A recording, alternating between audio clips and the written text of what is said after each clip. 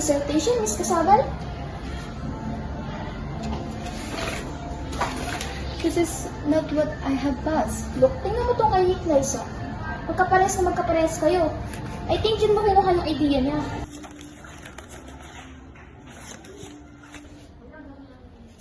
Mama, yun yung pinasa ko. Akin yung green. Ako gumawa ng dissertation. Hindi yan to. Akin na yun, ma'am. Ako po gumawa nun. 2 days ahead niya pinasa yun. Pinasa yan ni Liza. Ito yung sa'yo. Dito nakapangalan mo sa'yo. My God, Miss Casabal. Taas pa naman ang expectation ko sa'yo. You made me feel disappointed. In fairness, may utak din naman. Palitin na natin. Huwag kang magpapasa ng dita, boss.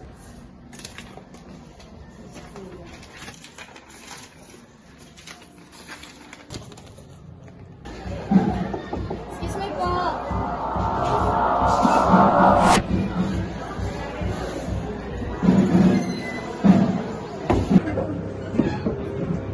So, Neng, bale may ulit lang ako sa'yo.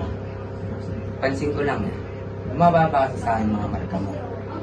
Ultimo mga exams and quizzes mo, ang bababa. Ano ba meron? Nagtatrabaho po kasi yung mga kulong po kasi parehas na po silang wala eh. Kaya kailangan ko pong magsakripisyo para may panggastos po kami. So, mukhang ikaw ngayon ang breadwinner sa inyo. So, may sasabihin ako sa'yo isang paraan. Hindi mo na kailangan kung ano pang gagawin mo. Wala na yon. Madali lang to. So, siguro alam mo yung mga gawain illegal, di ba? Siguro alam ba na yun? Yung bang alam mo? So, pahayag ka na ba? May tuition ka pang inaalala. Bago ako sumagot, hindi ko ba muna akong magtanong? Ano yun? Sige lang. Kasi sigurado niyo po ba yung privacy ko na Yes, I guarantee you. Basta gagawin mo lang lahat. about the price? Yes. So, simulan na natin muna mong project. Dance. Just dance. Dance on me. Thanks, Dad. Dance. Come on. Come on. Minsan may mga bagay talaga na, may pagkakataon. Ayaw mo man gawin, pero wala ka nang makitang ibang paraan.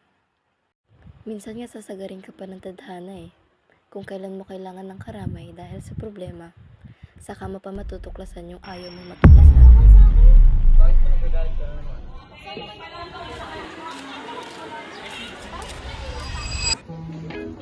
Saan ba yun? Nakapagpabili kaya ng mangga. May alam ka ba bili ka ng mangga? Hindi ka mahilig sa mangga? Bili mo naman ako, natatakam ako. Yeah, hindi kayo sa ate mo. Huwag mo na, yung iniisip mo, huwag mo na ituloy, hindi ako buntis. Bili mo na ako! Teka, paghanap kita.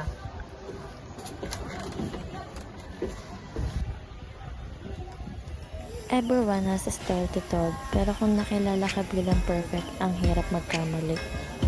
Ikaw, huwag kang magbubuntis ng maaga. Hiya-hiya naman sa mga alas na yun.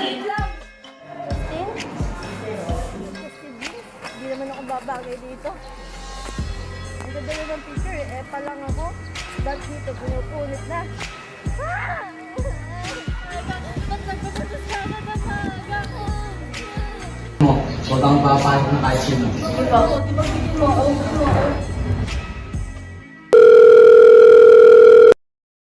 Hello, gusto ko lang po sabihin na bumababa po ang grades ng kapatid nyo. May problema po ba? Balita ko bumababa daw grades mo. Tumawag siya ang teacher mo kanina. Don't worry ate, I can handle it. Lipat na lang kaya natin ng Bicol. Sama naman pala na epekto pag may boyfriend. Lipat na naman? Aayusin na nga, di ba? Kaya naman kasi kita ililipat. Ayun yung sa tingin kong ikakabuti na naman. Ulit na lang. Ano bang hirap sa'yo, umalis? Ako naman nagpapaaral sa'yo. Ha? Buntis ako, o ano? Alam mo, kung nagbibiro ka, bawiin mo na. Buntis ako, hindi ako nagbibiro. Wala akong panahon ngayon para magbiro. Ano gusto mo? Ako pa magpapakain dyan, ha? Ako ang masusunod, okay? Kung ganun din naman, lalayas na lang ako. O talaga, magsama kayo. Sinubukan mo, ha? Hindi aalis ako. Anigurado naman, hanap-hanapin mo ilang ako.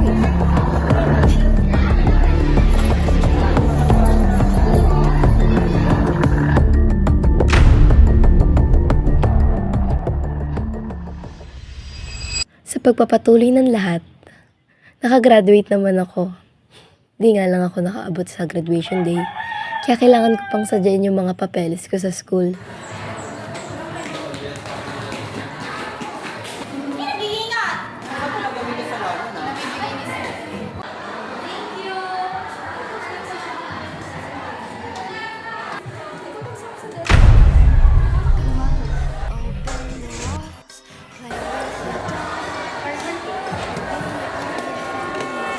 Pinili kong umalis, pero ninais ko rin bumalik.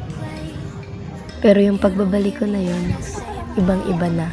Sis, doon ka rin pala. Opo. Ano tayo sa Miss Castro? Hindi ko pa lang, check na lang po. Sige, thank you. May mga bagay talaga na maaalala ka. Pero may mga bagay din na dapat nang lagpasan. At muli akong bumalik kung saan nagsimula ang lahat. At binalikan ng mga alaala kung saan ayos pa ang lahat.